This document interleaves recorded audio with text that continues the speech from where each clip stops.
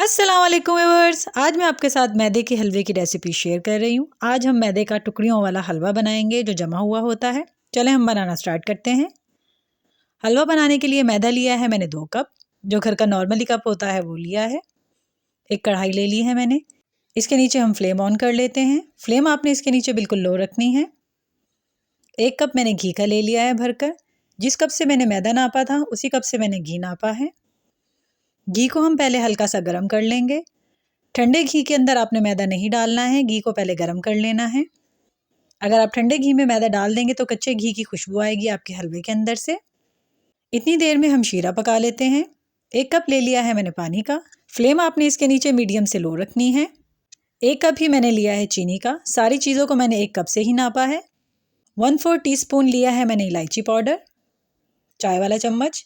सारी चीज़ों को हम मिक्स कर लेंगे और इतनी देर पकाएंगे कि चीनी इसमें हल हो जाए और इसका शीरा बन जाए।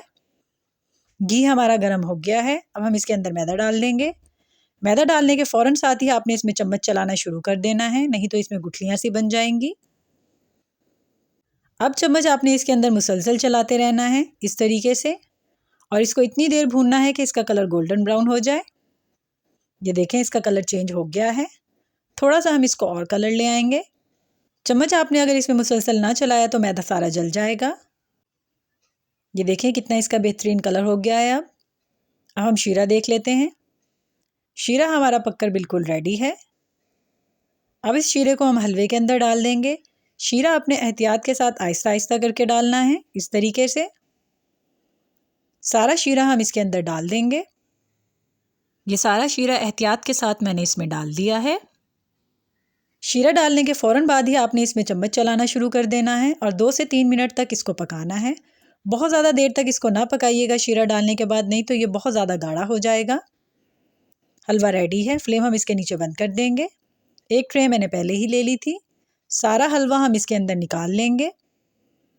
हलवा निकालने के फ़ौरन बाद ही आपने इस तरीके से इसको चारों तरफ फैला देना है ट्रे के अंदर, और सारी सतह को इसकी बराबर कर दिएगा। ये सारा बराबर हो गया है। अब थोड़ी देर हम इसको ठंडा कर लेंगे। ये थोड़ा सा ठंडा हो गया है। अब छुरी की मदद से हम इसमें कट लगा लेंगे। चौरस कट लगाइएगा। वैसे भी अच्छी लगती है तो चैनल को सब्सक्राइब कर लिया करें, वीडियो को लाइक कर दिया करें और शेयर कर दिया करें, और साथ जो बेल आइकन का बटन है उसको लाजमी दबा दिया करें ताकि मेरी नई आने वाली वीडियो का नोटिफिकेशन सबसे पहले आपको मिले। ये सारे कट लग गए हैं इसको। अब हम इसकी टुकड़ियाँ उतार लेंगे छुरी की मदद से ही। ये देखें एहतियात के साथ इसकी टुकड़ियाँ उतार लिएगा इस तरीके से। इन टुकड़ियों को हम प्लेट में निकाल लेंगे। थोड़ा सा मैंने ड्राई फ्रूट लेकर काट लिया है, वो हम इसके ऊपर डाल देंगे ताकि इसका जायका थोड़ा सा और अच्छा हो जाए। सारी टुकड़ियों के ऊपर डाल दिएगा। ये देखें मैंने डाल दिया है। हमारा बेहतरीन मैदे की टुकड़ियों वाला हलवा बनकर बिल्कुल रेडी है। इस शब रात पर इसे घर पर ज़रूर ट्राई करिएगा और कमेंट कर बताइएगा कि ये रेसिपी आपको कैसी लगी।